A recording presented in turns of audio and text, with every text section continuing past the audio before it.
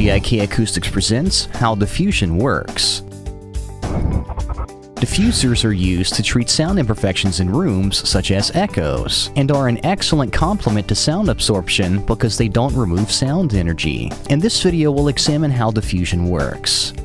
Diffusion is often a misunderstood concept, so first let's take a look at the general definition and one more audio-related.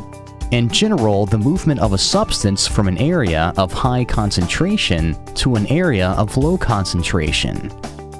In audio, the scattering of sound waves, reducing the sense of localization. Those two definitions may seem very different, but are actually quite similar. Let's take a series of sound waves and bounce them off a wall. The initial waves are concentrated and move in the same direction at the same time. The sound waves reflected from the wall will come back to the listener at approximately the same time and from approximately the same direction.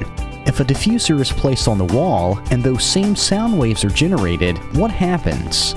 Most people assume the sound waves will be scattered in other directions, rather than the directly reflected path. While this is true, it's not the whole story. A good diffuser not only reflects waves in different directions, but does so evenly in all directions. Splitting a wave to go into two directions isn't enough. Diffusers will split the sound waves into multiple random, even paths. A proper diffuser also impacts the time domain. If a sound wave is reflected into multiple directions evenly, the length of time the various waves require to reach the listener also changes. And in the world of sound, distance is time. And by scattering sound, the reflected waves take different paths, which will have varying intensities. These reflected waves are less intense than the sound coming from the speaker. So with diffusion, you're changing three domains of a sound wave: time, direction, and intensity. This makes it much more difficult for our ears and brain to determine exactly where the sound is coming from. And by reducing localization, diffusion tricks the brain into thinking the room is larger than what it is and yields a more spacious sound. Pretty clever stuff. So how do you go about obtaining proper diffusion? There are many myths about homebrew diffusion, and most work very poorly or not at all.